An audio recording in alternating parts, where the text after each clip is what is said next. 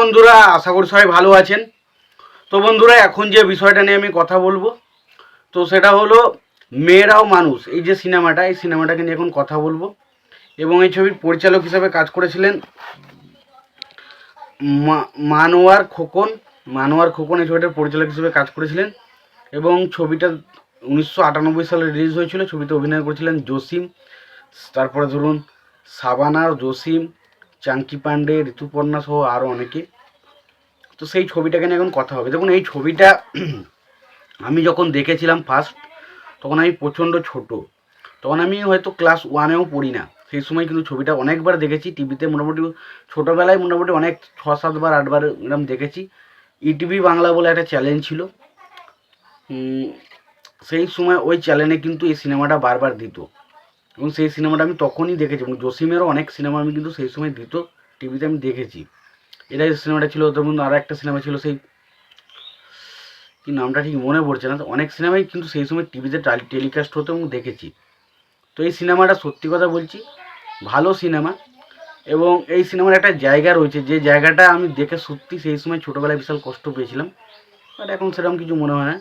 সেটা হচ্ছে, দেখবেন একটা জায়গা রয়েছে যেখানে আর কি সাবানার ক্যারেক্টারটা তার বাবার শরীর খারাপের জন্য কিছু টাকা জমিয়ে রাখে ভান্ডারে।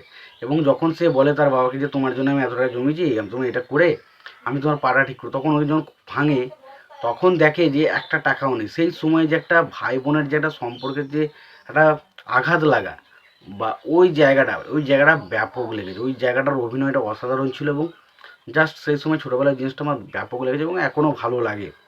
তো মেয়েরাও মানুষ সিনেমাটা যদি গল্পটা ছোট্ট করে বলি, তো গল্পটা হচ্ছে এরকম যে চাঙ্গি পান্ডে এবং সাবানা, তার হচ্ছে ভাই বোন, তার একটা খুড়া বাবা রয়েছে।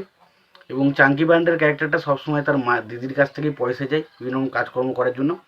বাট তার দিদি অনেক পরিশ্রম করে, অনেক একটা অফিসে কাজ করে, বাট তারপর তার ভাইকে যা চাই দেয়।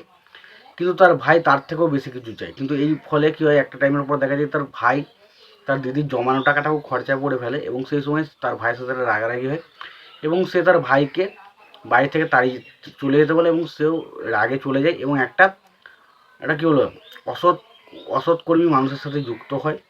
এবং তারপর তার জীবনে কী কী দুর্বিষহ ঘটে, এবং তার দিদি যখন তাকে সেই পথ থেকে ফেরাতে, তার দিদির জীবনে কী কী ঘটে, এবং শেষ পর্যন্ত তারা আবারও কি ফিরে আসে সেই জায়গায়, সেটা জানতেই সিনেমাটা দেখতে হবে, যেটার নাম হচ্ছে মেয়েরাও মানুষ।